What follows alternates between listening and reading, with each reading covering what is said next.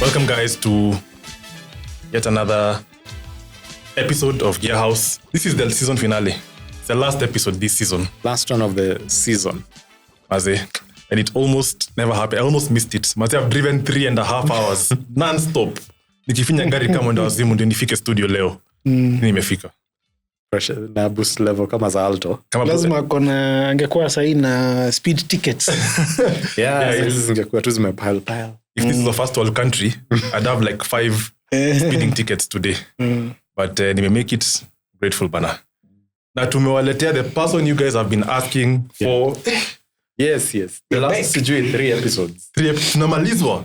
Wapi part 2? Wapi part 2? Ndio hii sasa. Is deservedly ndio anamaliza the season. Tumerudi. And before tuanze tujiintroduce tena. Wewe ni nani? Mimi ni Vanilla. Na wewe ni nani? Alpha Land Rover. Na mimi ni Kalasinga. Tuanze. News. In the news. Nianze ama uanze? Anza. There's a new Nissan Navara, the D27. So I think Nissan has given up on making a good Navara because they've now decided to just take the platform of the Mitsubishi Triton and then rework it quite a bit and then put a Nissan badge on it. So basically, same engine as the Triton, 4N14 engine, same gearbox, super select 4-wheel drive system from Mitsubishi. The only thing that's different, the body is a bit different, and then there's a Nissan badge. But the downside is, Nissan were one of the only double cab makers who are using coil springs at the back on their pickups. The previous Navara, I think it's called the D23. It's a coil sprung rear. Oh. Now they've gone back to leaf, because now the Triton is a leaf sprung pickup. Yeah. Probably why it used to be so popular. Especially as a personal vehicle, like something you just use for your daily driving. The sprung, the coil sprung. Yeah, they're more comfortable than the leaf sprung pickups. But then, but then what would be the most of the customers, are they intending it for that use? Because then your load, your weight and load will be a bit limited if you're running on leaf springs. Yeah. On leaf springs or on coils? On coils, yes. I mean. Yes. The double cabs are usually more like your commercial pet car. You drive it every day to work. Occasionally you go by the farm and you carry 2 simiti mbili. It's not exactly meant to be. They're not what they used to be. No. And that's why you're like, even the licensing regime changed from commercial to private. Yeah. Because most people use them for that purpose. I think hizo leaf spring wana spare. Watoe waeke watu wa Probox. Watakuwa sawa. They'll be the happiest lot. Zinue tena. But Navara has really struggled with reliability issues, especially on the D40. Remember that one that used to break in half? Yes. My video. Yes, they're there. You put a load, then it just breaks. Yes. Yeah. That chassis was very weird. Yeah. So I'm hoping with the Mitsubishi chassis, things are a bit better. Yeah, I think, though even Mitsubishi, I think, had a few problems on the L200s sometime back. The early ones. Yeah, again with snapping. So hopefully on this one. Yeah. Oh, the same? Also. But then the Mitsubishi kind of sorted the issues on the Triton because the Triton is quite reliable right now. So it's actually one of the only pickups that actually comes from factory with a gearbox cooler. Imagine. Okay. Not even Toyota does that. Even the Amarons from VW. They don't come with a gearbox cooler. Okay. Triton is one of the only ones that comes with a gearbox cooler. Okay, so proper for overlanding. It's a good. Go for it. Maybe. You're a Mitsubishi fanboy. Yeah, I'm a fanboy. Anyway. Porsche. They are back again with their weird decision making. They're deciding to convert the Cayenne into an full electric. So they're making both. Yeah, but the big news is that they're making an electric. Yeah, and no one wants it. Nobody, especially Porsche customers. Because I don't know if you've seen Alpha. Porsche, the electric car sales for Porsche dropped by 50% this year. meaning people don't want to buy The Taycan. which is the electric Porsche made by Porsche. Yes. People want to buy internal combustion engine Porsches. Now, when you make an electric Cayenne, Yeah. I mean, I think and time will prove us right. I think they might sell well the first year because of the hype. Yeah. I was about to say that even the manufacturers who started off with the electric vehicles, I think the first years of manufacturing, because it's really the in thing, that's what people are going in for. Yeah. But then when you listen to the vibe across the market, even across Europe, people are like, oh, this electric thing is never happening. The targets they'd set, they might have to revise them. Yeah, they've revised them actually. I think they saw that, so I think people are becoming a bit. It's one of those situations where I think due to the laws in Europe, you want to have at least one car that complies fully with the EU regulations.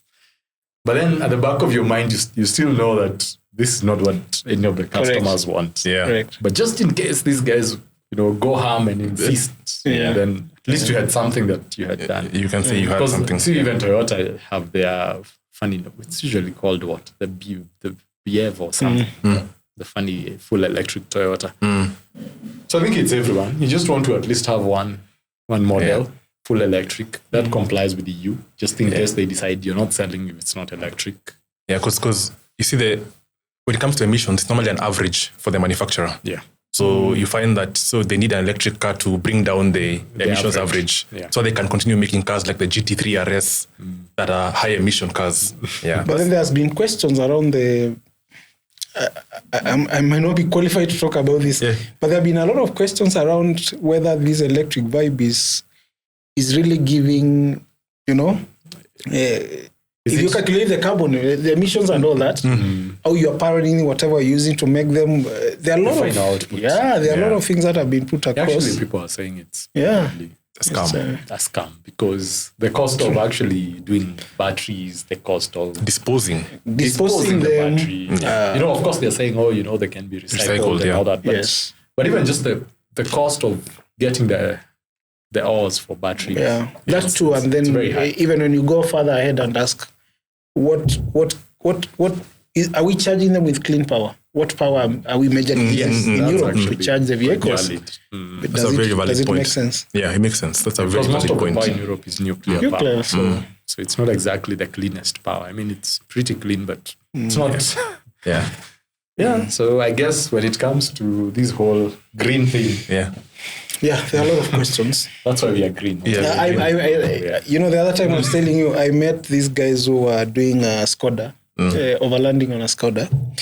And we luckily met in Nigeria. A story, of course, this story will come later, but because it's around electric. So we met in Nigeria. The night we met, because it's fully electric, and we met in Nigeria. Guess how they were charging the vehicle? Solar. Generator. We actually, and that's why I say Nigeria.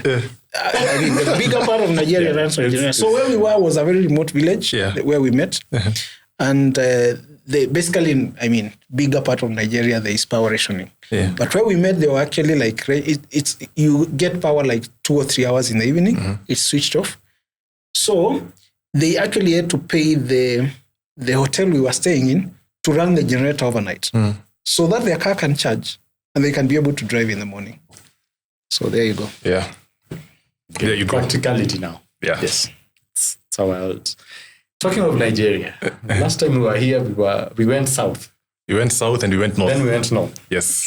Then now we want to go west and out of Africa. Yes. I think I followed that journey on your Twitter. For every time you were posting, I kept on just checking where have you reached, what's happening. Yeah. And I saw West Africa to be a very interesting region to be traveling in. Yeah, West Africa is I actually say it's very virgin. You get to see the rawness of Africa. Yeah.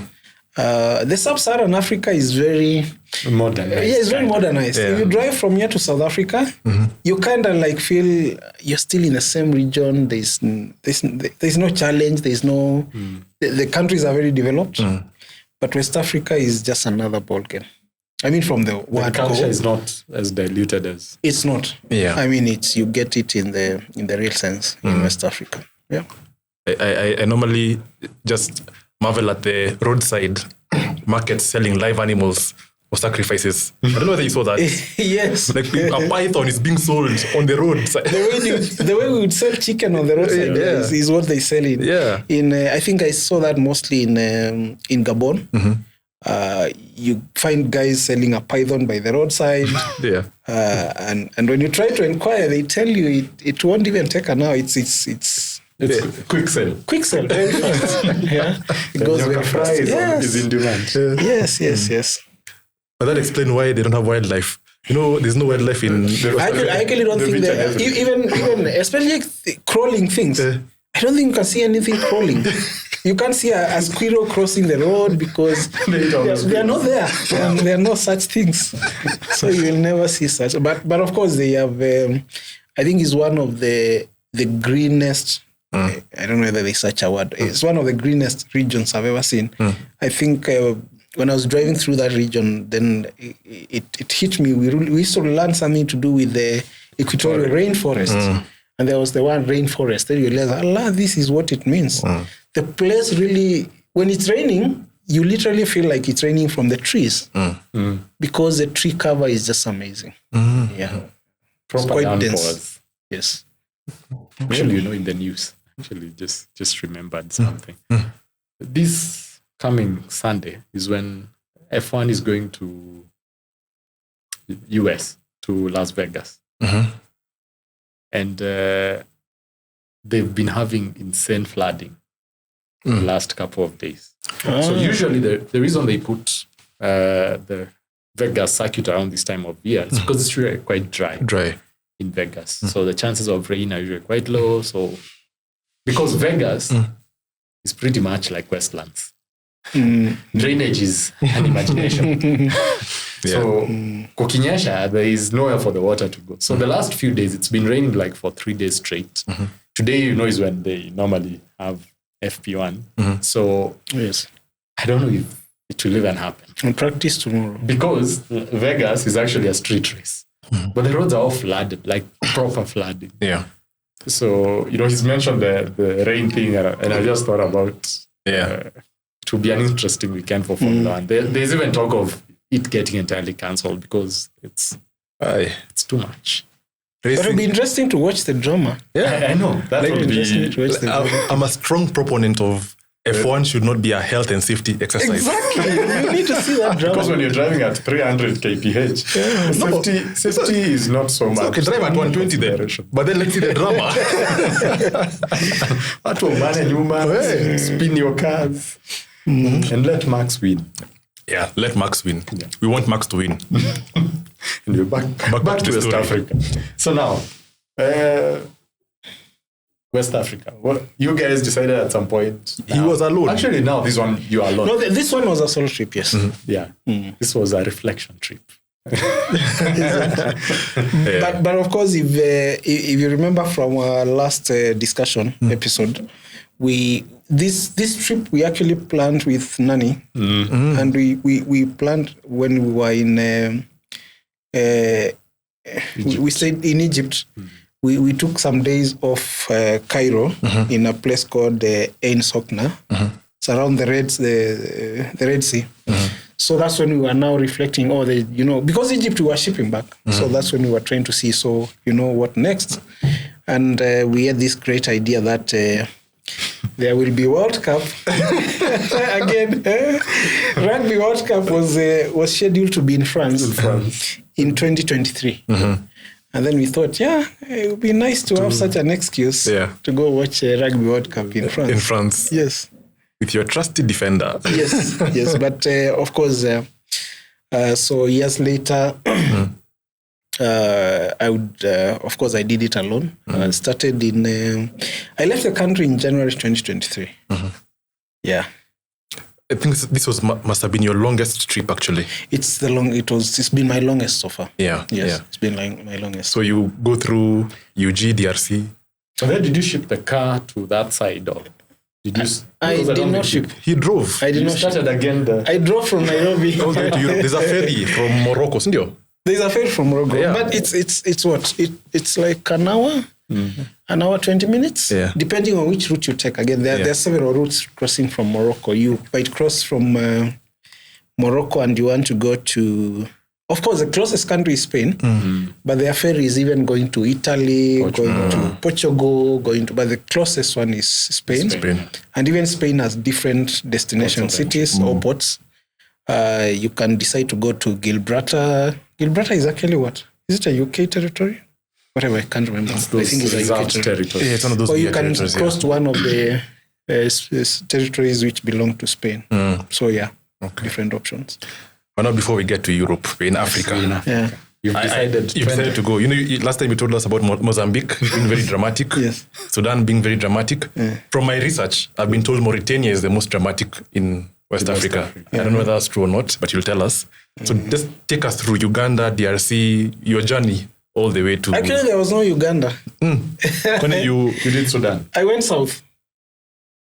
Actually, when I was doing because I stayed a bit in Namibia. I know that sounds weird, how I ended up in Namibia. So you... Okay. So when I was doing, a lot of updates from Namibia, and people, those who knew I was going to Morocco, then they were wondering, confused. How are you going to Morocco and you're driving to Southern Africa? You're going wrong. Yes. Geography yako ulifanyia wapi? So I did. Actually, some of the countries were repeat countries because I went through I crossed, the first border was Namanga. So I crossed into Tanzania. Then from Tanzania to Zambia to, I went through Botswana. Oh, okay. Yeah. It wasn't necessary to go to Botswana, but you try to see there's a very bad section which has been like that. I mean, when we did the Southern African trip in 2016, that road had more potholes than the road. That's the road connecting to, there's a crossing which you can go direct to Namibia from Livingstone, but the stretch is crazy. So I opted to use the Kazungula. Kazungula used to be a ferry back in the days, but now they have a road crossing over the river. Okay. So Kazungula is one of the beautiful, clean, the border is brand new, everything is wax. So that's how I ended up in Botswana, because I just wanted to use a better border for crossing. Yes. I was avoiding a road, basically. Anyway, considering that you're starting your journey backwards. Yeah, right. But then I have a question. Why were you going south before going west? Because were you trying to avoid DRC? Because of the conflict in DRC? There's no way to avoid DRC. I crossed DRC either way. Okay. But basically, when you are doing, when I'm doing my mapping, then I have to think about a lot of things. One being security. So crossing through Uganda, then you ask yourself, then you have to do the entire stretch of DRC. Which is the one, and especially the Ugandan side. Yes, it's very underdeveloped. So you want to be very careful on what you are choosing. So those are the decisions. I mean, very few people, and maybe those who have crossed maybe through DRC, then it will take you where? I think you'll have to cross through some Central African countries. Maybe Bangui in Central African Republic. Maybe you'll have to go through Chad. So I mean, it's not very advisable. Safety perspective. It's not very advisable. Yeah. So that's why I opted to go south. But we can also just try and say we wanted the longer route. But basically, it was because of just what is more secure to was a South African. Yeah. Yes. So you went to Namibia. Did you get to the ocean? Yes, actually, in my last trip from South Africa, I think I had a lot of, bucket list items that I never ticked off in Namibia. So I went to the sand dunes in Namibia, down in Sosvulei. Then from there, of course, because when you're coming from South Africa on the trip that we did, even if you do Namibia, if you want to do the Skeleton Coast, which is the most, amazing scenic place you want to see in Namibia, where the desert meets the sea, then it means you have to drive up. You drive up, then you will have already be past your driving direction towards back to Kenya. So you'll have to go back again and retrace a route. So this time around now, I did the Skeleton Coast, did the Sozulei, the sand dunes and everything, went up the sand dunes, Dead Valley, the whole of that section now. I did it during this, Actually, when I was doing the posts from Namibia, that's when people were questioning. Yeah.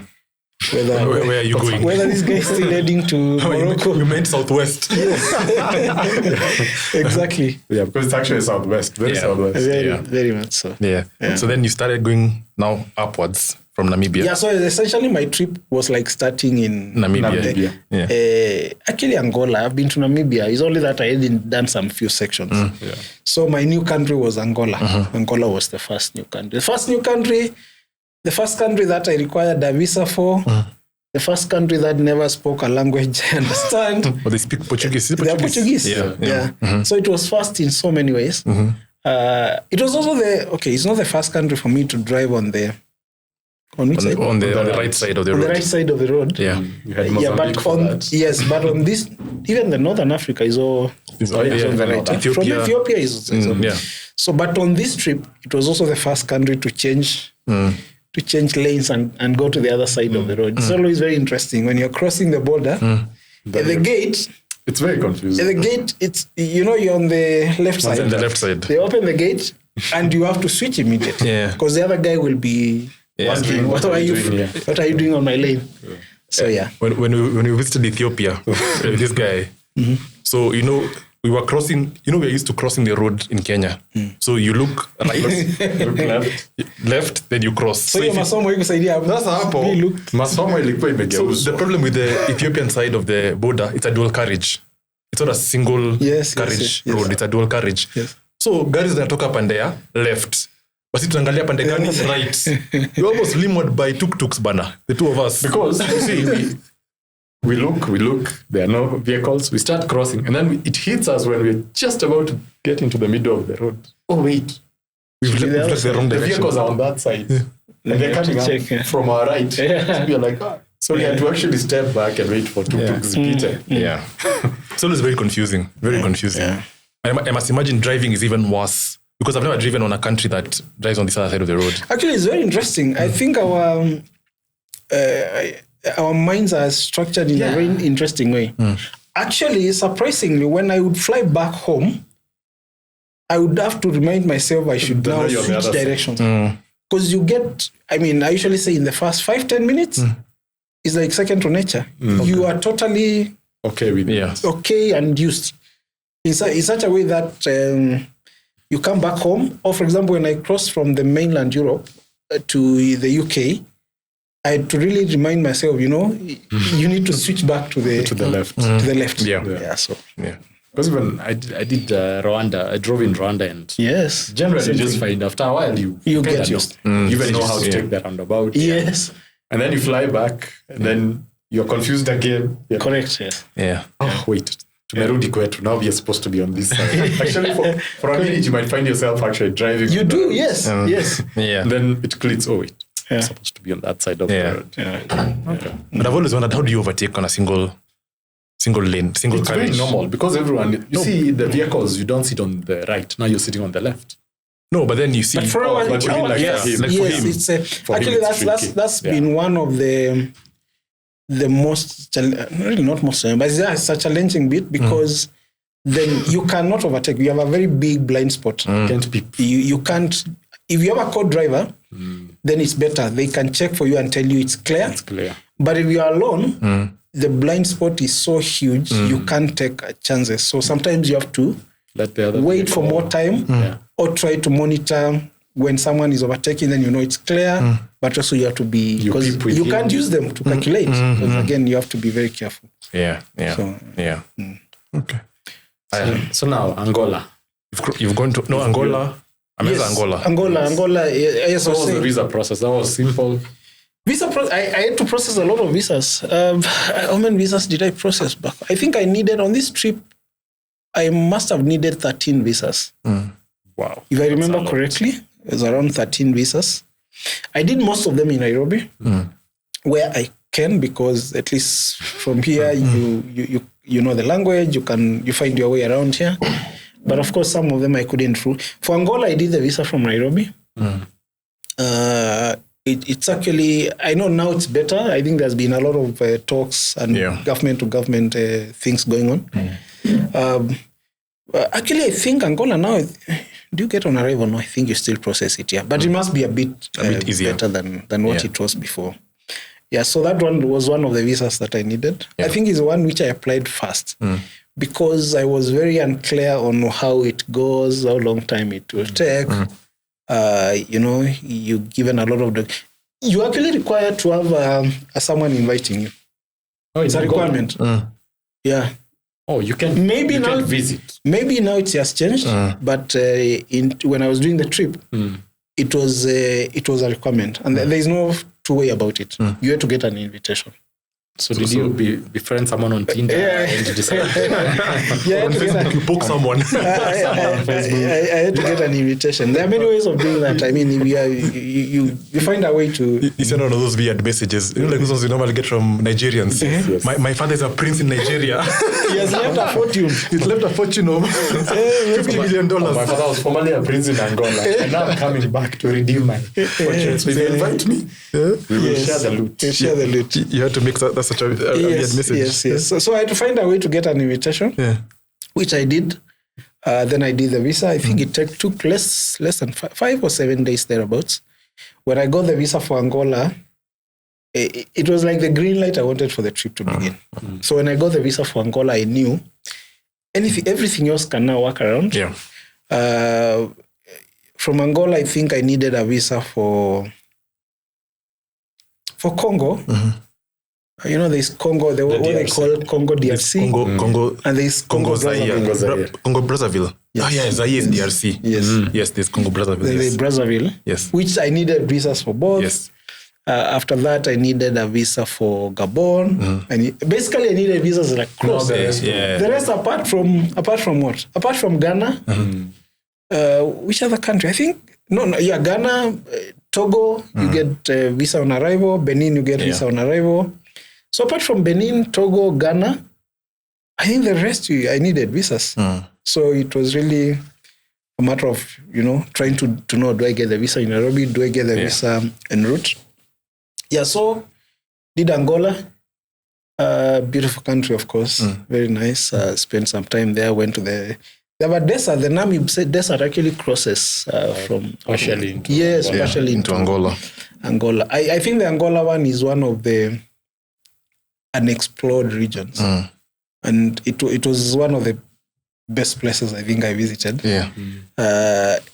From my trip in Northern Africa, my most memorable pictures are from the pyramids. The pyramids in Sudan. Not in Sudan. Yes. For this trip, besides, of course, Namibia was very nice, Namibia very interesting, but also the pictures I took from a very remote place in the southern part after I crossed, and I mean it was just amazing. But only the tracks are strictly for 4x4. You can't just use any other vehicle. So you are engaged on your deflock for the whole time. So there's no other way to do the region. Yes. So. But then now, aside from Angola, now going towards the proper West Africa. What was an outstanding part of the trip now as you're going west? I think there are really many things. I slept in a border. The border, actually, it was Angola crossing to Congo DRC. So what happened, I got late looking for diesel because Angola is one of the cheapest fuel.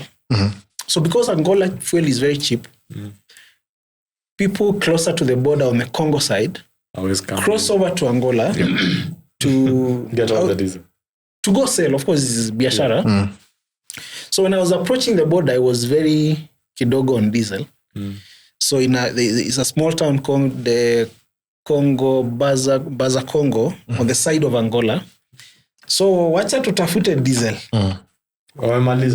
And you're basically, when you're looking and stopping to ask, I have to switch off the vehicle because I was that low. Because I didn't know how much I could now, proceed. But so I got diesel very late. So by the time I made to the border, I think it was around 4-5 p.m. But the border closes. They don't do 24 hours. On those sides, it's very rare to find a 24-hour border. Most of the borders are just 8 to 5. 5 tunafunga kuja kesho. So I get to the border in very close to Matadi. Matadi is where the Congo River, close to where the Congo River empties to the Atlantic. Yeah. And the border I was crossing is called Lufu. So I go to Lufu. On the Angola side, I do the clearing. It's so as closing time, but I had time. Basically, I had time. I mean, I would have made it. But they're towards, the closing time. And then I started negotiating because I wanted to go to Cabinda. Cabinda is a territory of Angola. But you can only get to Cabinda after Congo DRC. Yeah. So in the process of negotiating, for them to allow me to, of course I had multiple entries for the visa, but there's a way there to do the vehicle so that I don't have to, I was avoiding to pay again because there's a tax you pay for the vehicle. Okay. So I didn't want to end up paying again when I'm entering Cabinda. So the customs, by the time they sort, what to do, what to stamp, what not to stamp, what to allow, so it took time. But I was actually cleared out of Angola. But never checked into... So when I was trying to drive, the other gate, there are 2 gates. Yes. So the other gate was closed. At least it's towards the evening.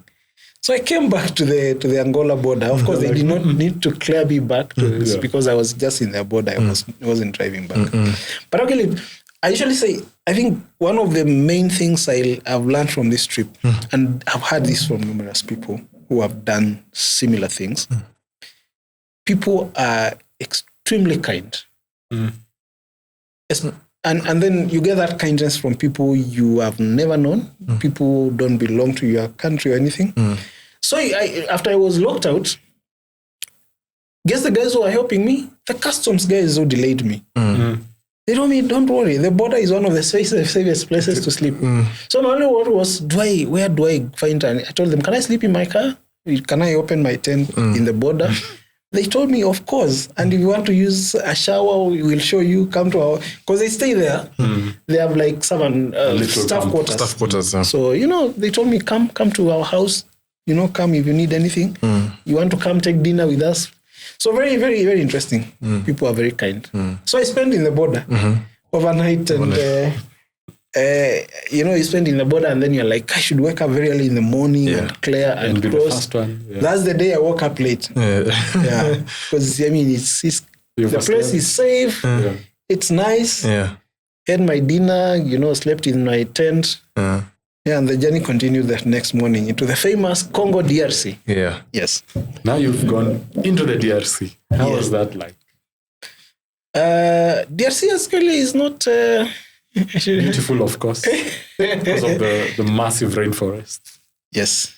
DRC is very, very beautiful and interesting. And muddy. That too. I need it muddy. It has to be muddy. Yeah. And, the few sections you find a road, then the road, a few areas here and there. But of course, I would imagine, and that's like the tiny part of DRC. That crossing is not very long. Yeah, because it's just the Upper Canini. Yes. A small part. A small part. Going through and then you're in the others. Yes. You're in Congo. Although I spent some days across there, I wasn't in a hurry. So I crossed over that part of DRC through Matadi. Matadi is one of those who have gone. I know Kenyans have been to Kenyans, and DRC. Unajua wanaongea Kiswahili huko. Batoto ba Congo. So Matadi is one of the chaotic in terms of traffic. The place bana is just crazy traffic when you're crossing the town. It can take you hours there. So through Matadi up, I spent some days in DRC Congo. Then I crossed over to Cabinda after that because I wanted to go to Cabinda just to see how the other side of Angola. The other Angola. How the other Angola feels like. I think it's very weird. Now, are the people in Cabinda, for lack of a better word, Congolese by origin? Like, are they the same tribes that are in the DRC? Or they're different people? I think most border people tend to be. they're across, but it's actually Angola. They speak Portuguese. They speak Portuguese. You leave Congo, you go across small place. They are speaking Portuguese. So went through Cabinda. Then after Cabinda, I went up to Pointe-Noire. Pointe-Noire is in Congo. Yeah, the other Congo. Congo Brazzaville. Yeah. Then after, of course, that was along the coastline. Then I ventured inwards to there's a small town called Dolosi. Then I started my journey. Gabon now. Gabon. Yeah. Yes. Okay. Yeah, those countries are very interesting. You know, because they are, you can't find. It's very rare to find a campsite, for example. Then you realize how, campsites don't exist. So people, you either maybe do wild camping, which is wherever. You look from sea to somewhere, pitch your tent, sleep. But now, because of the traveling community, there are options. You'll find some of those countries. Yeah. Most of them have options of camping in like a missionary place. Like a mission church, a school run by missionaries, because they host, the guys coming from Europe, then in a way, now they have become even in such a place, and you're stranded in a bit, you can go to this mission hospital or a church or something run by missionaries, and they know. Once they see you driving, there's no even discussion. They tell you, you start side of the field or somewhere. So that kind of an experience. But also wild camping, which is an amazing way to spend the fun stuff that this guy can never understand. I can never. Because in West Africa, I'd be so scared for my life because... But there are no animals. They eat all of them. No, not even the animals. I'm scared of being eaten by humans. Because they are done with the animals. Yeah, they could be, this is an exotic East African. It could be the cure for some funny disease. Some of these things. Yeah. I never know. Like, it looks like the kind of brain we've been looking for. Which doctor said we find one from Kenya. You get a lot of healing or something. Yeah. So this is potential. Very good Viagra. No, actually, I think wild camping, I think the most risk would actually be from other humans, yes. Not animals, not. I do wild camping around here in Kenya, so I think you just need to be wary of what's the locality like. Are you camping around people who might attack you or something? But even people will attack you, they also. It's like you're both watching each other. You're both watching each other. But you just want to be away from... like, I wouldn't encourage anyone to camp around an urban setting. Yeah. We're talking of Nairobi, Kiambu, Thika. This is urban setting. I mean, the whole of periphery of up to Kiambu, Thika, Machakos, it's very urban. Yeah. And people know... They're bolder. Yes, people can and they can plan on what to do for you. But you're camping in the middle of nowhere. I mean, further away from any city. Even the people will notice you. A strange thing. Yes, so it's still really okay. Okay. Yeah. So now you've gone to Gabon. Now Gabon. Yes, of course, from Congo Brazzaville to Gabon, went to the capital city. It's one of those things. It was actually way off because I had to drive back and find a route to where? To Cameroon. Yes, to Cameroon. Because the capital city, for you to, and because actually the other country after Gabon is Equatorial Guinea. But the country of that famous guy. Yes. What was his name? The guy who does Bugattis and Lamborghinis everywhere. Teodoro. I said Teodoro. Yeah, I was talking about the other famous guy. There's another famous guy. Which famous What guy? is his Finance minister. I know what you are. I know what you are. Yeah. Back then, of course, that story wasn't there. Just came out the other day. Yeah, because you should have gone and visited the man. Yeah, I'm trying to see what is a secret. We are hearing about you. Let us know. Yeah. But Equatorial Guinea is a very interesting country because the president and vice president are father and son. Yes, but getting the visa is also another story. Yeah. Tell us about that. I tried to do some research to see if it's worth getting the visa or trying to apply. And it was like, 80% chance I'll just pay money and lose the money. It's just complicated. The corruption is higher. Yes. And they also try to scrutinize who is coming in and all that. Yeah. And anyway, we have a big, overlanding community. Yep. So we also, ask. So when you hear people saying, I applied, this happened, didn't get. So once you realize that, then you realize no one goes through Equatorial Guinea. Or there are few. I mean, I wouldn't say no one, but maybe a few of people get to go through that. And maybe they have a way to get the visa, they have a way around it. But for me, I think after the research I did, then I decided I'm not going through that. So you just that's what I was saying when I went to Libreville, the capital. You had to actually come back. So because I couldn't go through Equatorial Guinea, so I had to come back so that I go around Equatorial Guinea. Yes. And get into Cameroon now. Get into Cameroon. Yes. Yeah. Okay. Which has amazing food. Yeah.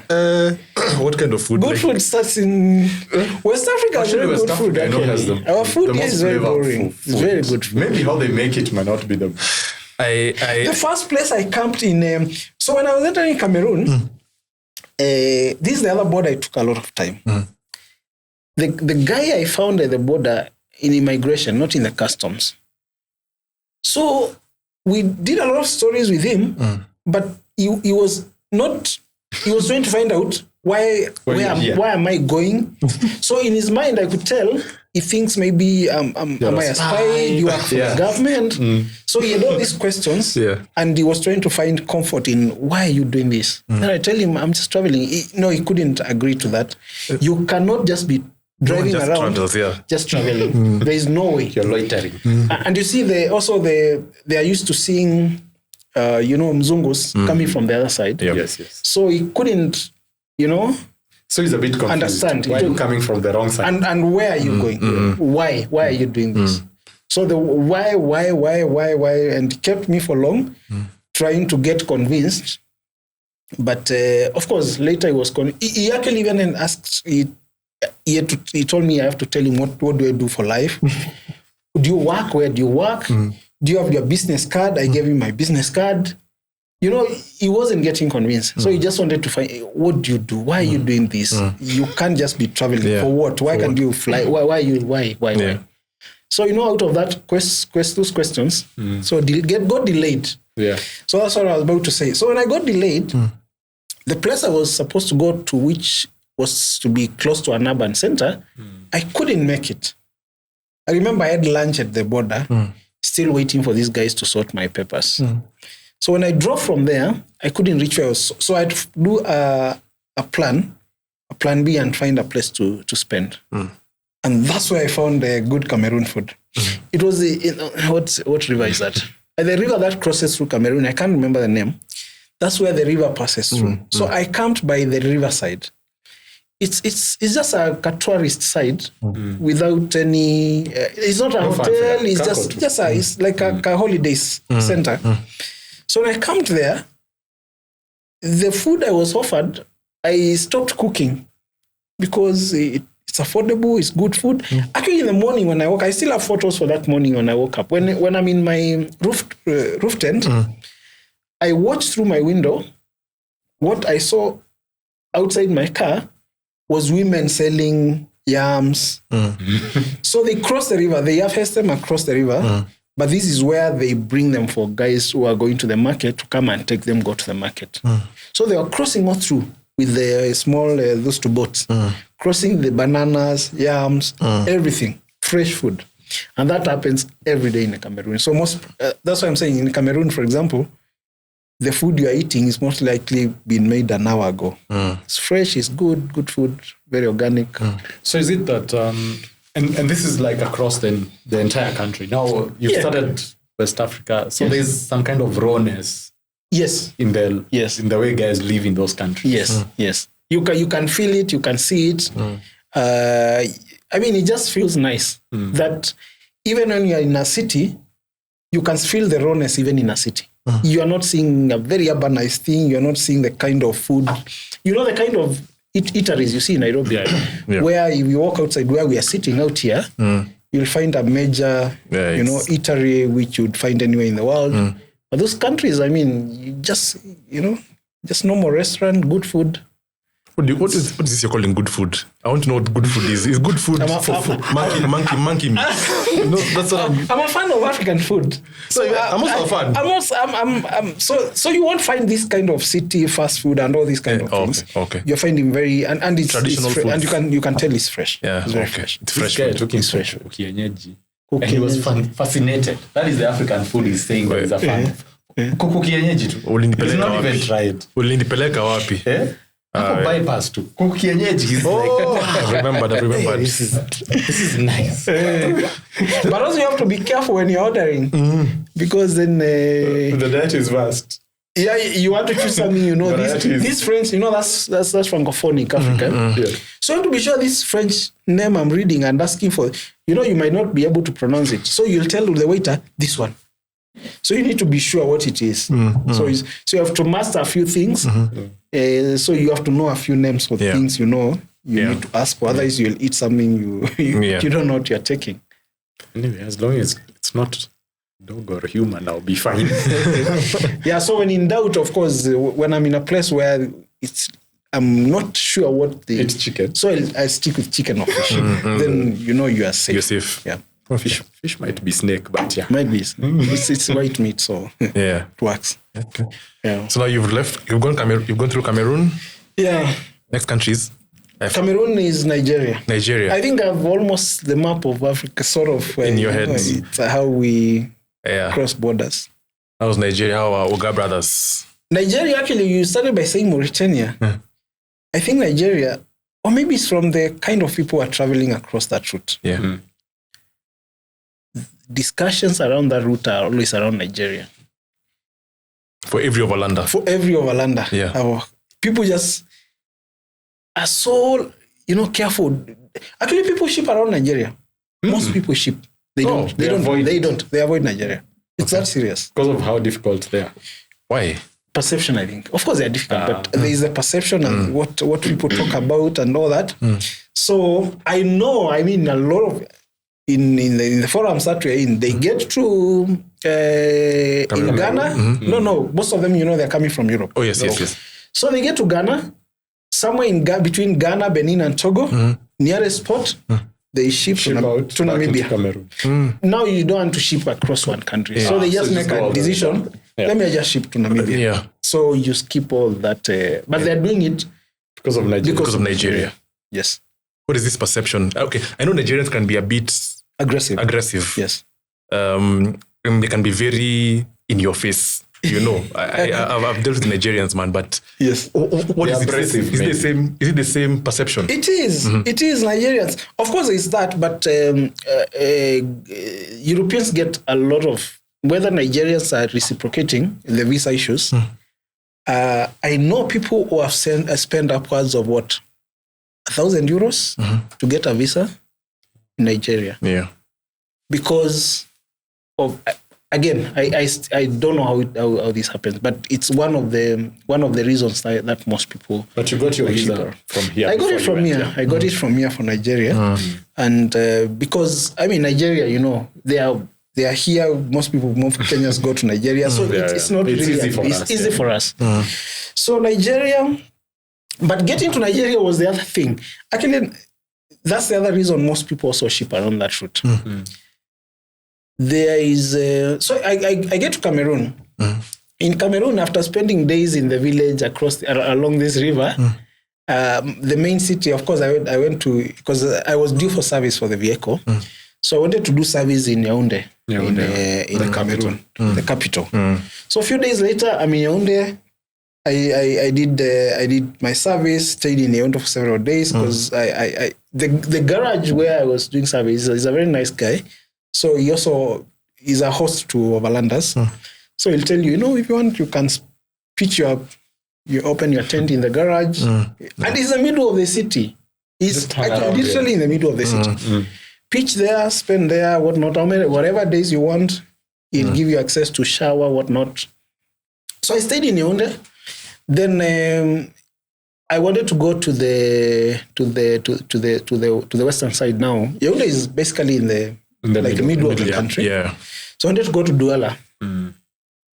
And in Douala, there is another small town called Kribi.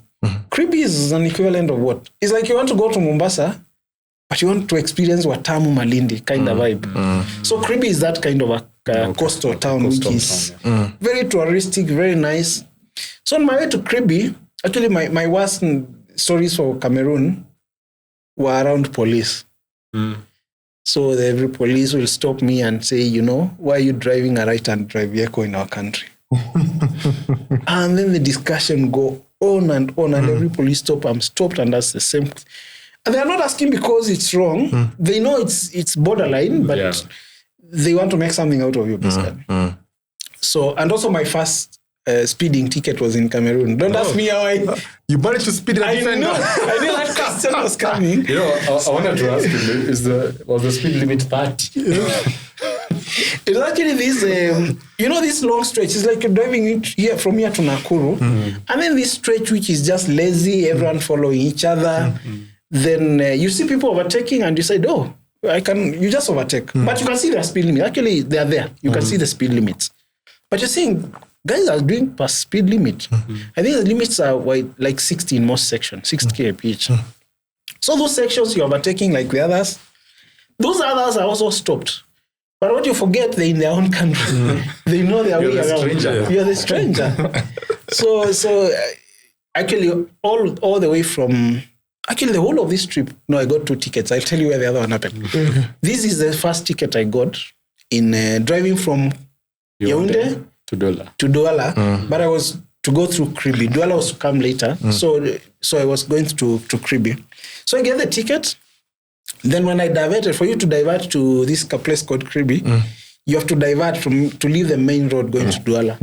So when I just branched off, that is the longest stop I was done by police. So they stop me, they tell me, your car, right and drive. And they stick to that. And I tell them, look, the guy at your border saw my car, inspected it, and cleared it. Had he told me it's not allowed, I would have chosen another. I wouldn't come to your country. So you can't blame me. Call that guy and tell him he didn't do his job. Of course, I'm not telling you this, but this is what I'm explaining in words. The worst thing would be getting agitated. So you explain, you're very calm, you're not in a hurry. So the advice I give people, if you don't want to spend anything in terms of bribes or anything, don't be in a hurry. Don't be in a hurry. The whole of my trip, waste their time. I never paid a single coin to any police officer. I can tell you that. 0. And the secret is, I have time. Oh, you want us to talk for hours? We can talk. Ata kesho niko. So the guy stops me, keeps me for many hours. I even went back to sit in my car. Because we have discussed, he has already taken my documents. So I can't proceed anyway. And it's a roadblock anyway. Even if he doesn't have my documents, I can't drive over the road. So he keeps me there. So when we discuss back and forth, I discussed, there were like 5 in that roadblock. So naongea na huyu, tunaongea we are repeating the same thing. Tunaongea na huyu mwingine, I try to convince them it doesn't work. Until I go, just sit in the car, then what do? I mean, you can't proceed. I tell them, okay, give me my documents. I go back, they can't give me my documents.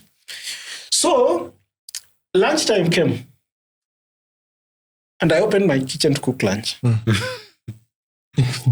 Because for me, I was actually willing even to spend the night there. I was ready. Because it's those roadblocks are very interesting. They run 24 hours. So it's one of the safest places to sleep.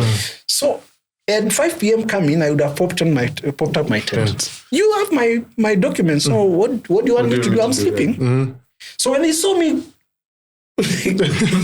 getting utensils out to make lunch, they got worried. Like, if this goes viral, or if someone finds someone cooking by the roadside, then what would be the discussion? Why are they cooking here? And then for me, I'm like, I'm starving. I mean, this is my food is in the car, my kitchen. I don't go to hotels. I have a specific meal I have to take. You know, you can make all stories that, you know, I'm on medication, I can only take this kind of food. And when I did that, they immediately gave me my documents and chased me away. Like literally, just go, get out of here. I don't know if you've seen that meme where a guy gets stopped by cops. I don't know whether it's somewhere in West Africa, same thing. And he's refusing to give the bribe and they keep pestering him. So this guy actually takes out his tent and he comes right outside the station. Yes. And so the cop is asking, like, what are you doing? Why are you putting the tent here? And the guy is like, because you're not letting me go, so it's fine. I just want to sleep. Yeah. So the guy puts the tent, and the cops keep coming to him. Now it gets to a point that they're like, now the boss will find this guy here. Then will be in problem. So it becomes a problem. And because they know what they are doing, you see, you can only do this when you know, I've not done anything wrong. It's permitted to drive. They call it a temporary import. That's why it's called a temporary import. You can't import your vehicle into such a country for long-term use, like if you are a resident there.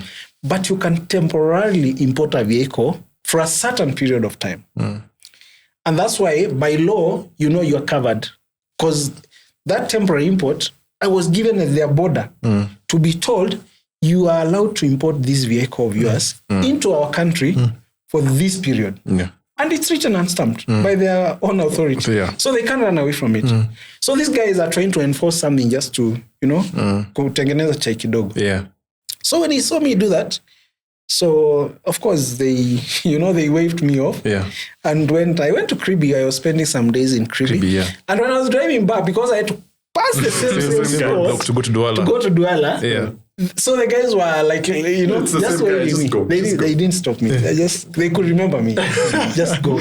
This is that dude. So I was saying the crossing. I think I said about the visas. That's why people avoid Cameroon, Nigeria.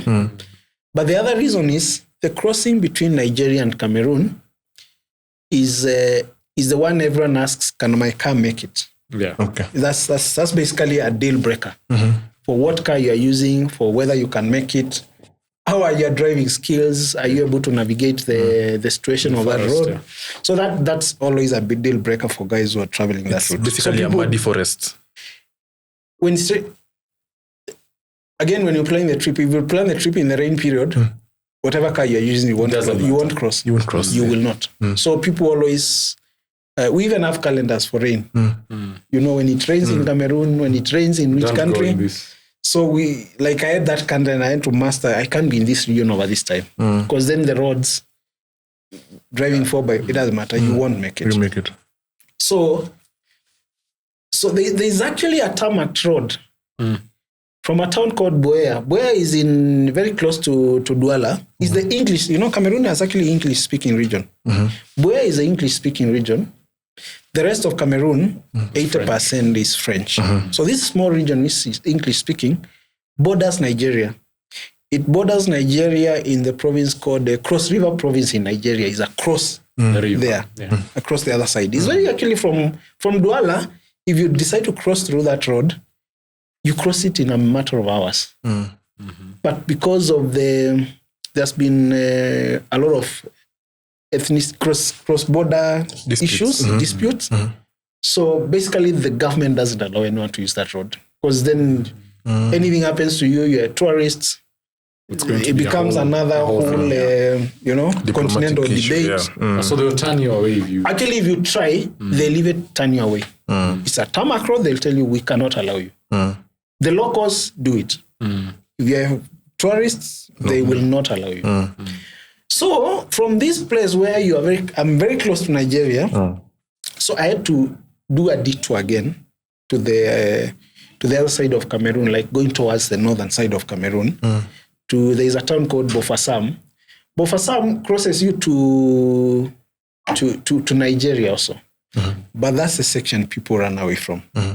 That section is 80 kilometers. I did it in 12 plus hours. Okay. Yes. 80 kilometers, 12 hours.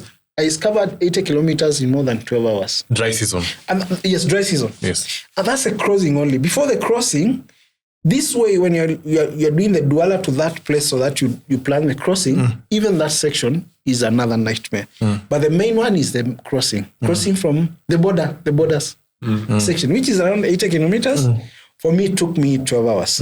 Normally, people like to enjoy it. So people take 3 days to cross that section. You just go get stuck, wait. Go get stuck, camp there where you got stuck.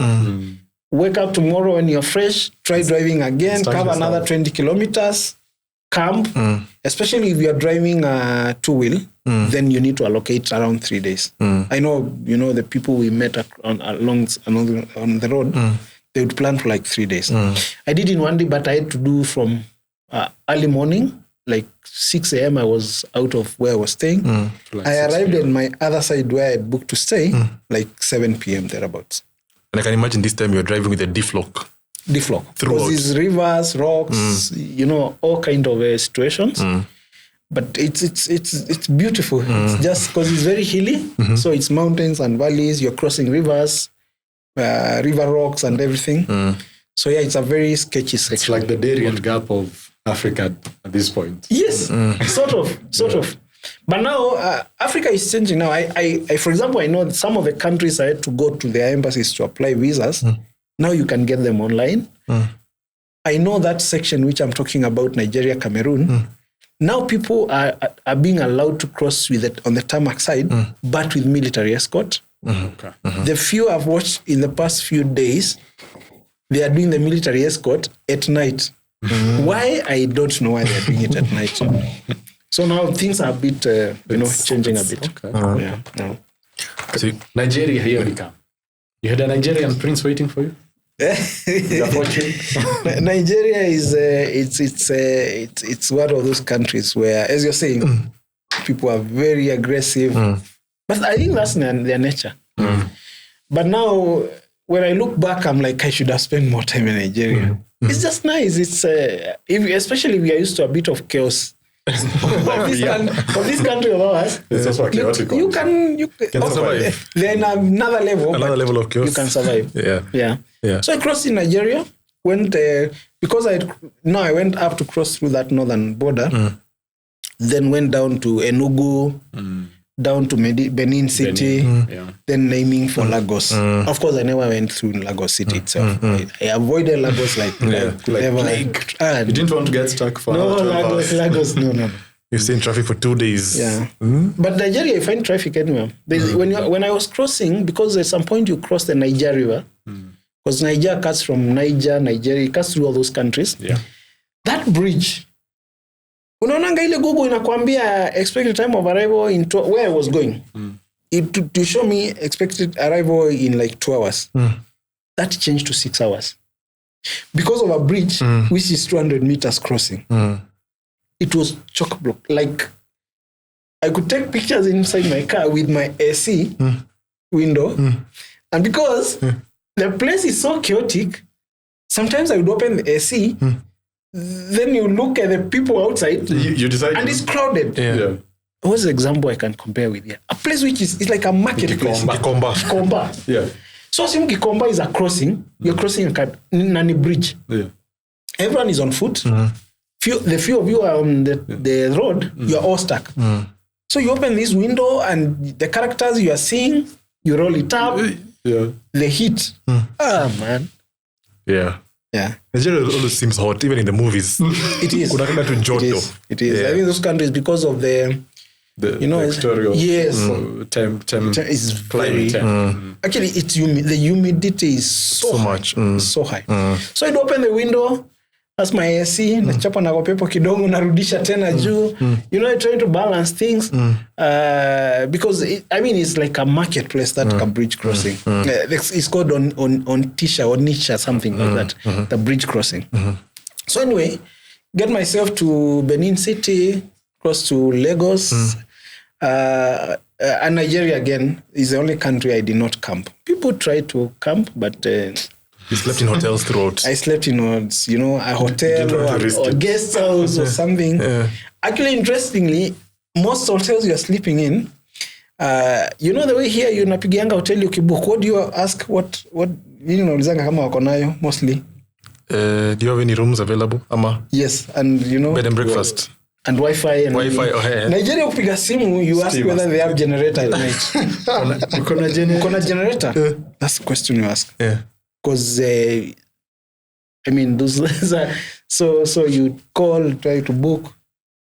Generator na security. Security. So like some sketchy to towns, like where I met these guys who are driving the Skoda guys, because that was actually after the border crossing. And because we were in touch, they told me where they're staying. They told me kuna generator, kuna military wanakuja usiku. So you know the kind of things you have. Wi-Fi is the bottom of the pyramid. So they tell you we have a military escort at night. Ni wangapi? Tunaletewa waine. Generator munawasha sangapi? Generator starts at 7 p.m. It switched off at 10 p.m. Then you wait. 4 hours is good. By 10 p.m. I can sleep or something. So those are the things you try to ask. And is the security situation that bad, or is it just how they are? Is it petty theft, or is it more like people can come with machine guns and machetes? I think because of the northern, the Kano region, I think they are worried. The same way we used to have a lot of insurgents close to Somalia. I think that's the worry. The days I was there, you really hear nothing reported which has majorly happened. But I think they do it out of caution. And maybe because it's a practice, then it become norm that people will not book your hotel if you don't have security, this. It's a practice, because even look at Burna Boy. Whenever Burna Boy is moving around Nigeria in his McLaren Senna or Sparkers, he always has a Hilux with military behind him or ahead of him. Yes. Yeah. Okay. Yeah, so there's that. But then because of the aggressiveness in Nigeria, I think also if you don't have a lot of patience, then you get fed up so fast. Because there are places where you are stopped almost every 10 minutes. The people stopping you don't know who they are. They have no uniform. Actually, this thing should be... So is there a roadblock on the road or just... logs. Kimuti kikubwa mafunga barabara nayo, imefungwa nyororo ama kamba. So when they are done with you, they pull that log for you to pass. What are they checking for? They're asking for money. Oh, money, just money. They are not checking anything. Yeah. What are they? There's nothing to check. Yeah. They'll stop you and tell you, you need to pay some fee for this and that. But when they realize you are new to the game, they think you are wasting their time. You are blocking other opportunities. Yeah. So let's get this one gone. Yeah. We deal with the others who understand our language. So you just... anyway, we know these things way in advance. You already know how to deal with it. For example, when you're crossing from Nigeria to Togo, to Benin, you cross from Nigeria to Benin. That section, and everyone knows, to the crossing is what? Like the last 30 kilometers, it's a sequence of logs after logs. Now see, Zile, the guy who is stopping you here, you can see the next one who is stopping. Yeah. I'm serious. Yeah. Basically, you're like in between one roadblock and the other, you are like 5 cars in between there. Yeah. You cross that, you enter the other one. So, and these are boys. Let me just call them. There are few military in between all these things. And the military, the other bit, even where you find official security, they are different. Kuna unaona roadblock hapa au wamevaa uniform ya military, different uniform, but you can see others 5 meters from another military. Another brand uniform of military. Yeah. They're in uniform. This one will ask you for passport. They'll check your passport, so they'll tell you immigration. They'll ask, of course, you know what they want. They realize you don't understand their language, they let you pass. This other one is waiting. They stop you.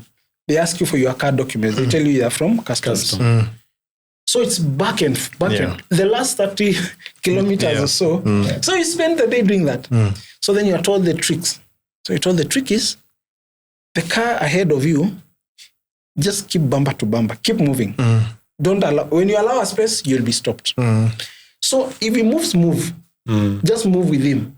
so that there is no room for the log to come back. For the log to come back. So long as the log doesn't come back, keep moving. They won't even bother. Because again, if they bother and they stop you and they realize you are new to the salams, to the greetings, then you're blocking traffic. You are holding the opportunities behind you. The locals know the game. There is not even a discussion. They are stopped, they sort, quickly, let's move. Namnai. Traffic moves. So that's basically Nigeria. Just and these kids, are they armed or no? You don't They're holding longos. They look crude. Let me put it that way. They look. And then, but when you ask, like, there's a town I spent in, and I wanted to go just kupiga around in a gari. The guys in the hotel told me not to try. So they told me if you try go with your car to the marketplace, the boys will ask you for like equivalent of a county fee. That assess for your car, and they'll force you to pay some amount. So there are all these things because Nigeria is provinces. So every province you'll find these boys maybe belong to the province. Maybe not. They're enforcing some funny charges. And the locals, you'll see guys giving, some money. Of course, no receipts. It's like the practice. Yeah. I remember, I'm going to Rukisha you to Senegal. In the last episode, you mentioned there's something very interesting about Senegal. I don't know what it was. It was border crossing. I told you what I went through in Sudan. So it was almost coming back. So now you've been through the 30 km. Yes. You're in Benin now. Benin, going to Togo. Benin and Togo as, nice countries, easy. Yeah. You just go to the Vodo markets. Yes. They're interesting. Go Vodo market. Ona hizo vitu. They tell you how they can help you, make you successful. They tell you all kind of story. Just go Nyota ya mapenzi. They tell you all sort of things. Yeah. So, and they have international Vodo markets. It's so big that it's an income. It's a tourist attraction. Yeah. So, of course, Ghana. I took a whole round in Ghana, of course. I did Ghana. The most interesting region is called the Volta. The Volta, Lake Volta. Volta Dam, Akosombo Dam, around the country. Went all close to Burkina Faso. Then came down through Kumasi. Then from Ghana, then I crossed to Cote d'Ivoire. Then after Ivory Coast, I went to Guinea. I think for me, on this trip, Guinea was maybe the route I used, but Guinea was the most remote country I think I went through. Or maybe the route because I crossed the entire country of Guinea. So now Senegal came after Guinea. So my plan was I was to do Guinea, then cross into Senegal through a border which is with Guinea. And this is Guinea-Conakry. Yeah. So I go to the border after I'm done with Guinea. And I told you, Senegal was its visa on arrival. I think there are those thoughts you have in your mind. My thought was, is Senegal? Senegal looked very straightforward. Especially for us Kenyans. I thought, Senegal. Yeah. It would be the last place I would be turned back. So that was my thought all through. So I went bila visa because I knew Kenyans get, and if you ask people fly to Senegal, they get it on arrival. So I get to the land border with Guinea. And Sudan comes back to life.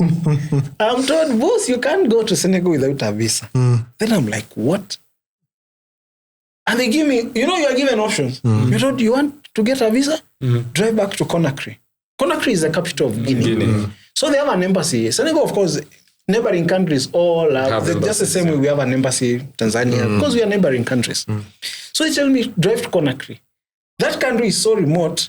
If I was to drive to Conakry, 3+ days, because it's a remote. The roads are pathetic. Also. Very pathetic. So remote, it's just nothing. It's remote. I mean, it's one big village. Pass through villages. There's the way you travel through a country, and there's this city, there's another city. It was nothing. Small towns and villages. That's what I encountered. Actually, I had not gone through Conakry because I used the remote section of the country. So now I'm thinking, I drive to Conakry to get a visa. I don't know how long the visa will take. So, as I told you, when I'm on travels, I try to keep in touch with the nearest embassy. You know, in a way, I'm in touch with someone somewhere. So I call this friend of mine. He's in the Kenyan embassy in Dakar, in Senegal. And I tell him, boss, I can't enter this country where we have an embassy and we get visa on arrival. And now, we try to have this conversation, try to engage the guy at the border. We try to have a call from the guy at the embassy to try and find a way out. And they couldn't allow me to get in. And time is moving. And I don't have time. And now you have to think, on your toes. What do I do?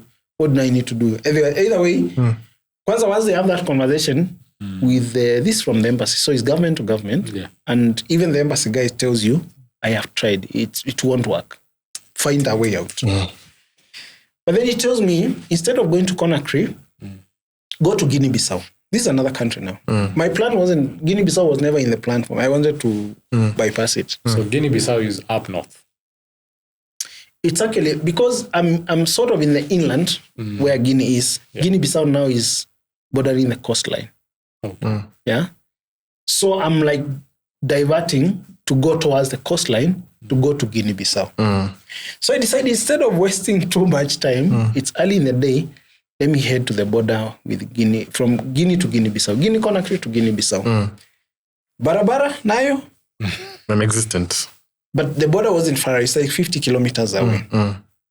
The other thing I never knew, or I wasn't sure of, is whether Guinea-Bissau will give me a visa. Remember, it wasn't in my plans. So I had not done any research on visa, what on arrival for Guinea-Bissau, because it was never in my plan. So I'm heading to Guinea-Bissau. These 50 kilometers, it's rough road, totally rough, and my fingers are crossed that I get a visa on arrival. So I get to the border, border issues, try to cross. They tell me, yeah, we can give you visa on arrival, but you will go with one of our staff to the next town for them to process it there. So I tell them, no problem. I mean, there's no other way. I mean, even if you tell me to ferry 3 people to go, we'll do it. So a guy, I still have the guy's number. One of the guys from the immigration. Jumps in the car. I think he also had things to do there. So whether it was a plan or I have to go with him, I don't know. So I carry this guy. It's a nice guy, friendly guy, young guy. We go with him. Of course, now he's been given my documents because I can't be given my passport because it has no visa. So we go with him in the next town. We arrive by evening. We go to this... Shinge mali unapushanga, is this a real visa?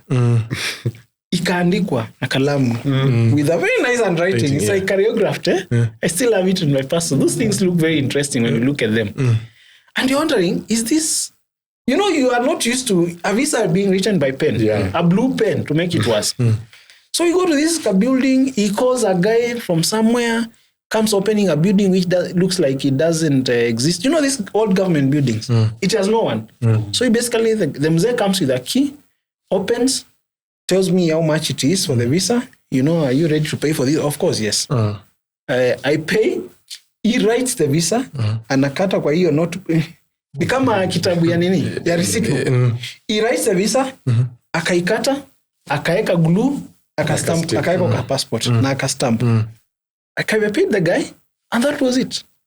I entered Guinea-Bissau. But remember, I don't know, so I've already agreed with our guy in Dakar to try and help me get a visa for Senegal in the embassy in Bissau. Bissau now the capital city of Guinea now. Now I've left Guinea-Conakry because Conakry was far away. So I opt to go to Bissau, the capital of Guinea-Bissau. So I get to Bissau like the next day. So what do I find? First, when I arrive in Bissau, they have demonstrations. Embassies are closed. Or people, not officially closed, but doors are closed. So I navigate my way. I was told, leave the car somewhere far because of demonstrations in town. But I have a video in between demonstrators.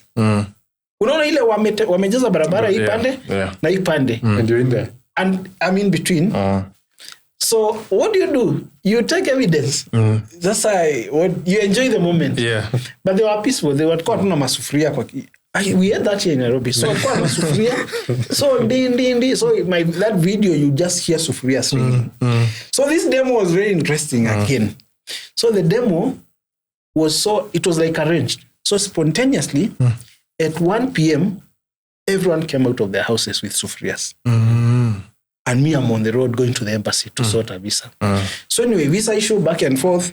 Embassy wakaenda kaniambia because of the instability in Guinea-Bissau, we have been told not to issue any visas. What? So they tell me what? Chukua fly to Conakry, ukachukue visa huko. So as I'm walking back to this is not a 1 minute negotiation. This guy I've tried back and back. Yeah. The embassy wananiongelesha kwa window because of these demonstrations. So now we have discussed all this. I tried to call the guys in Senegal to try and have an embassy to embassy talk. Nothing. When I'm almost giving up, I'm walking now back to where I parked the car. Our guy in Dakar embassy calls me back and tells me go back. I go back. And I'm treated like a king. The door is open before I arrive in the door. The visa was processed. This ECM corner there, Senegal is developed. So this is printed. It was, and they do it on the typewriter. It was done typewriting when I'm watching. How many days? 30 days. Confirm your name. You type the visa. Put it in my passport, gave me my passport in minutes. What changed for you to be treated like a king? The call from the government. Serikali. So now I'm relieved. Yeah. So I decide hata Bissau sitoki haraka. Acha niingie maandamano. Acha tuingie city sasa. Visa iko. No worries now. Anxiety imeisha. So I stayed actually in Bissau for several days. It's a very remote. It's a small town. It's a very small town. You can't tell it's a capital city. So I stayed in Bissau. I think 3 days later, I crossed into Senegal. Because from there, it was just a drive to Senegal. Crossed into Senegal, of course, through Gambia, like a strip. So you do Senegal, you do Gambia, you do Senegal again. Yeah. So I had to go say a big hello to our guys at the embassy in Dakar. And say a big thank you. Nice things happen. Yeah. Very nice guys over there. Yeah.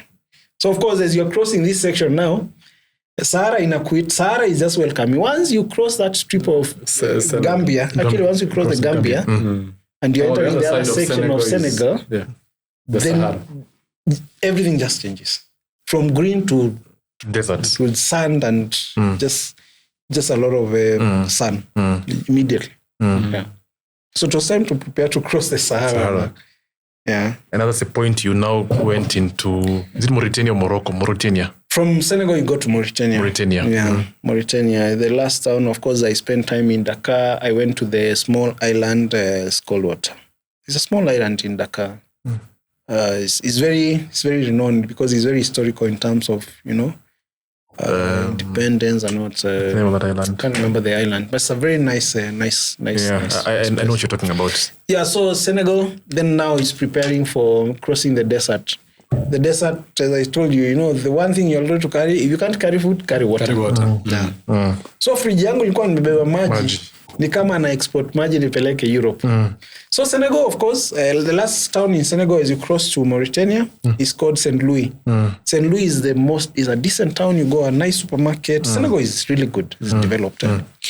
Going to nice stocked on water, nini, to face the desert now. So Senegal, Mauritania. Actually, Mauritania is people. It's not as bad. Actually, back then, now they have an e-visa. You apply online. Back then, you are getting the visa at the border. It's one of the easiest. No one has ever has issues crossing that country. I haven't had anyone. I got the visa at the border. So at the border, got my visa. You pay, I think it's what, 40 euros or 50 euros. Got my visa. Went through Mauritania. It's basically an empty land. Yeah. It's just desert and desert. I think the only thing to see there is the iron ore train. Yes, which I missed. You missed it. I missed the Ayo because The one that passes through the desert alone. it's walk to Atar. It's I try to get most what if you're solo like me, what people try to do is they try to arrange with other people on the same route. But now remember, most people drive southwards. Southwards, So getting someone going northwards, it's very rare. So risking doing that route solo, it's you can risk, but it's really a big risk. It's a very big risk. But sometimes I say I'm happy that I don't tick off the boxes in countries because I have a reason to go back. So there is a plan actually. I have to go back to that place. Like, with the same car, not a different same car. Take it back, do the iron or train or through. Okay. Yeah. Okay. So Mauritania, of course, the two main cities, Nouakchott and now Dibou at the northern. Then after from the last town, you just cross to Morocco. To Morocco is like 30 minutes from that last city. Yeah. By the way, how developed is it? Like Mauritania, being that it's like smack in the desert. It's just empty land, man. Just sand everywhere. It's sand. And the towns, because it's totally an Islamic. It's an Islamic, actually it's an Islam. They call him Islamic state of Mauritania. So you sort of get it's an Islamic towns. The vibe is just like Sudan. Yeah. No alcohol are allowed. Basically that's how reserved they are. So two main cities, those two main ones. The other ones are smaller cities along the iron or train route, smaller towns, but they are two main cities. Yeah. Okay. So as you're crossing, you have places to sleep, or you just do the wild camping? Wild camping. Those now, like such a country is very nice to wild camp. It's very nice. You just drive inside the desert. Unaingia nyuma ya dune, hakuna mtu anakuona, una pitch camp for days. No one will ever tell you are there. Unless a guy who is passing with camels, going somewhere, and they have no business with you. So that's what I was saying. The most developed urban countries, that's why you are at the high risk of getting attacked. Yeah. But places like Mauritania, even if you actually sleep on the road, next to the road, no one will bother with you. It's just it's a nice, safe country. It's So most I would do wild camping in. I did wild camping also. Actually, Mauritania, and two best wild camping I did on that trip. One was in Ivory Coast, near the Notre Dame. What's that city called? Where there is the basilica. So in Ivory Coast, and the other best one was in Morocco, in the middle of nowhere. Like you wake up to empty land. You are solo, you are alone. Just a quietness. Okay. So now you're in Morocco. So the next country, of course, Morocco was the last country on that trip on the African Union. Then, after Morocco, ferries. Yeah, but once you enter Morocco is sort of European. Yeah, you already feel. Unaanza kujifuelia gari. You just feel the setup of the cities. And there is no Western Sahara. I mean, people don't tell that. There is nowhere you get a Western Sahara standpoint. Nothing. Where is Western Sahara in all of this? All those countries, it's Morocco controlling them. Actually, if you see the towns, like the main town in what people... If you check in your map, Dakhla will show you it's in Western Sahara. But it's one of the most... So the story is, of course, Morocco is developing that side and giving investors incentives if they invest there. Yeah. So it's pushing Moroccans to go south. To Western Sahara. So the towns are clean. They are European style. Everything is, Dakhla, Loyan. Dakhla is where I got my second ticket for speeding. A 50 kph stretch. Got my second ticket. Understandable. 50, yeah? That's okay. Yeah, it's totally acceptable. Yeah, for a defender, that's acceptable. Yeah. Yeah, then, of course, I did Morocco, Casablanca, Rabat. Rabat is beautiful city, of course, one of the modern cities they have done. Then, of course, I'd go through the blue town. People, I know most Kenyans go to that place. Pictures are amazing. It's everything is just blue. Then, after that, I think spent a few days. I was actually waiting for my insurance for the vehicle to come from Europe because I had applied for some insurance and it took time, so I had to an extra days waiting for it to come through. When it came through, niligurumisha gari tu. It was middle of the day. There was no plan, but when I just saw the email, nikagurumisha gari, nikaenda border. I didn't have the ferry ticket because I was waiting. Nipate insurance, ndio nifanye bookings. So when nilikuja ni lunch time, umerelax tu, nikaiona hivi nikanona, this time I can cross the border. I went towards Europe. Okay. So then, the ferry crossing is uneventful, it's straightforward? Yes, but there are many ferry crossings. You can cross from Morocco. It's interesting how to put it. You can cross from Morocco to Spain, or you can cross from Spain to Spain. Well, there's a Spanish region there. It's called Ceuta. Yes, on that side. So you'll have to clear. So you will clear on land. Then when you're crossing, you're already in Spain. So you just go in. So you just go in. The other options is from Tangier, where you are in Morocco. So when you cross, either the paperwork is done in the ferry or when you are disembarking on the other side. So I chose to cross on the. So I entered Spain on road. Actually, I entered Spain on road. So by the time I was on the ferry, I was already in Spain. In Spain, you are fine. Yeah. Okay. Where? Atumalizi hizi story. Ndio mimi naona nikaa tunaenda season 3. Hii ni season 3. Europe si kubwa sana. Endelea season 3. But Europe pia unajua it has its quirks. It has its own uniqueness. Especially when you're from Africa and you. Yeah, it does, but it's pretty boring, I was about to say that. It's pretty boring. It's boring. It's boring. Europe is boring. It's boring. So you just drive. Everything just works. Of course, everything works.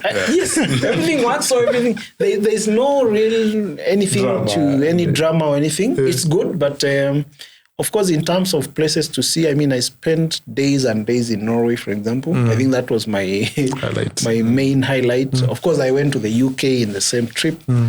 Went back to where the vehicle was born. They didn't give you sponsorship for doing. Hakuna bana. I went to the manufacturing plant in Solihull in the UK. It's brought us back one of our own. Yeah. But Europe. I entered Europe in June of 2020. June 2023 until August 2024.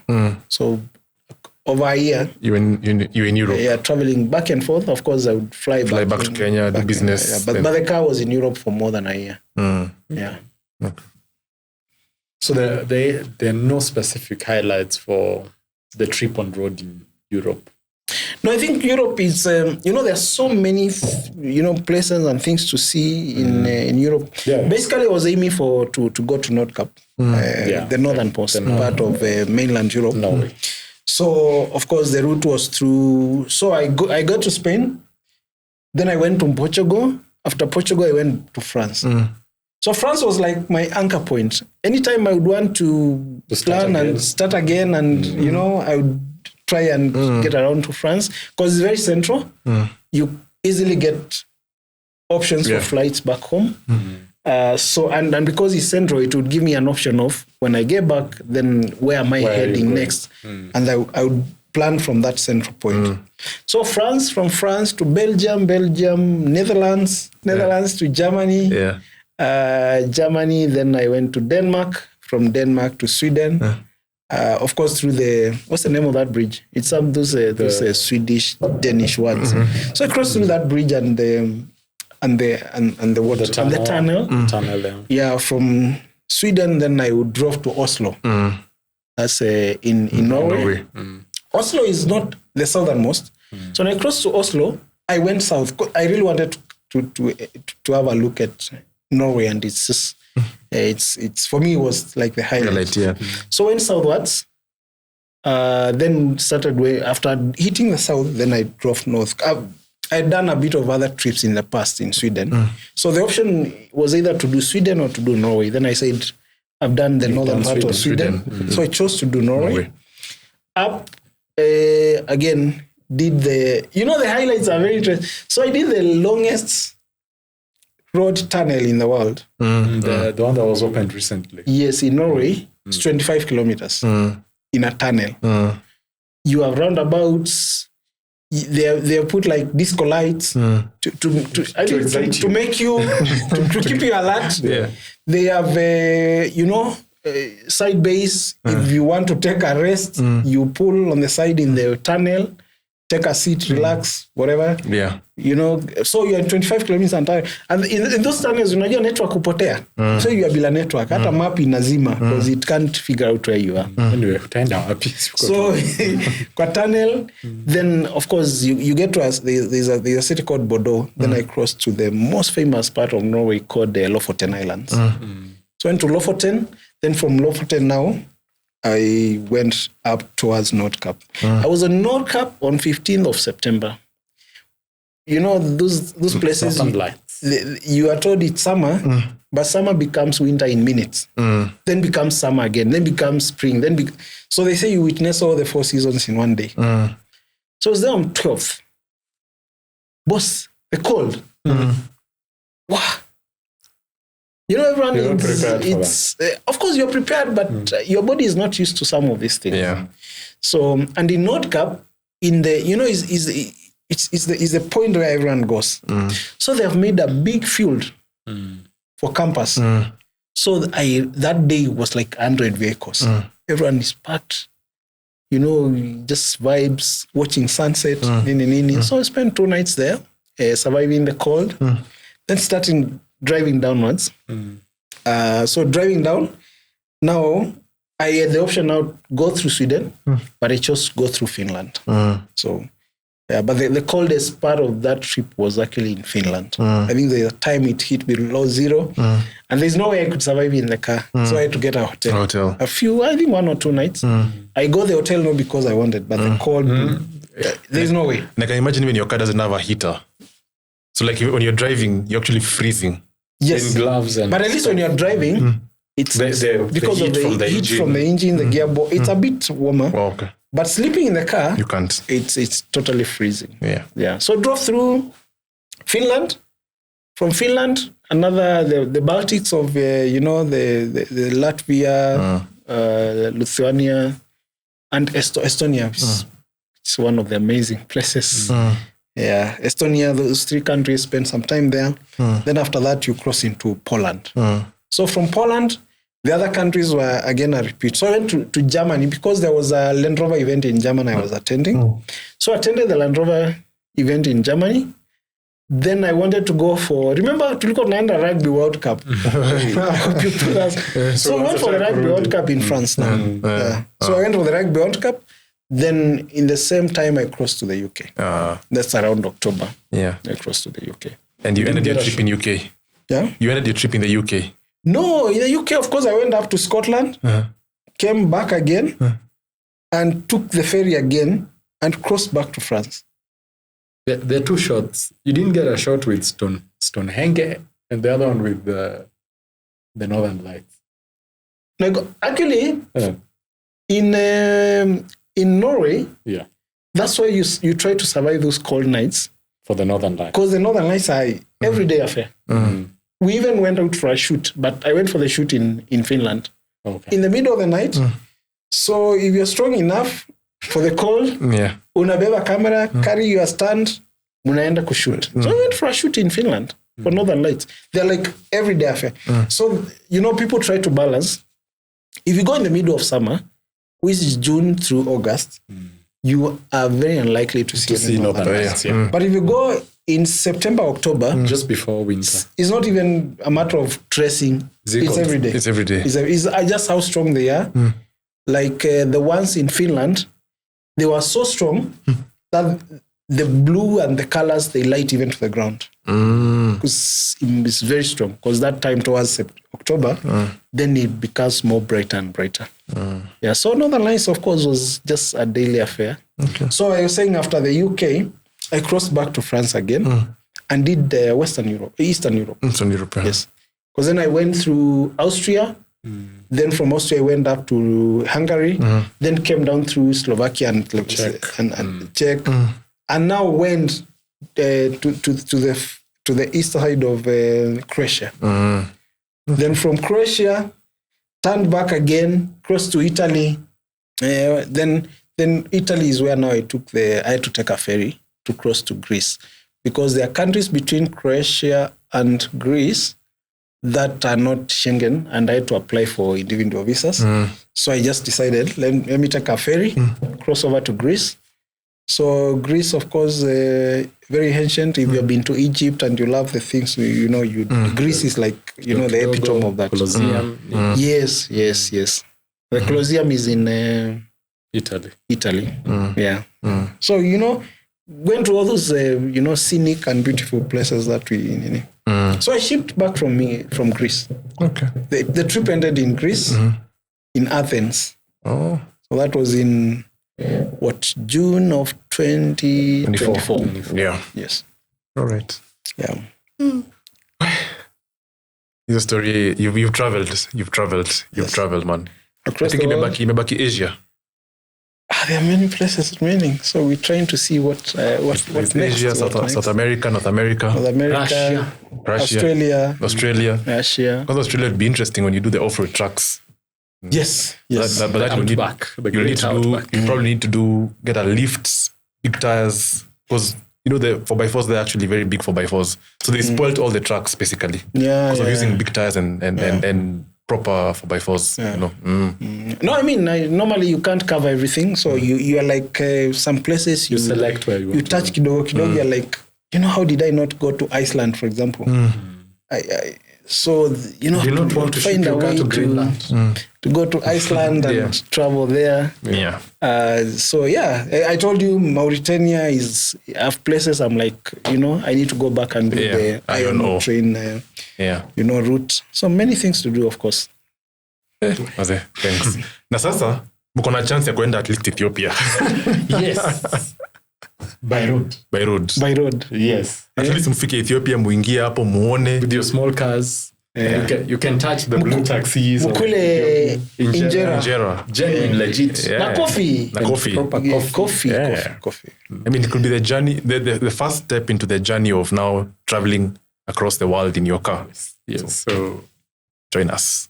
Yes. I guess by the time this episode is out, we'll have closed the entries. So really? Yeah, actually we'll have closed the entries because it will be out on Wednesday and by Tuesday we'll be done. But all the same.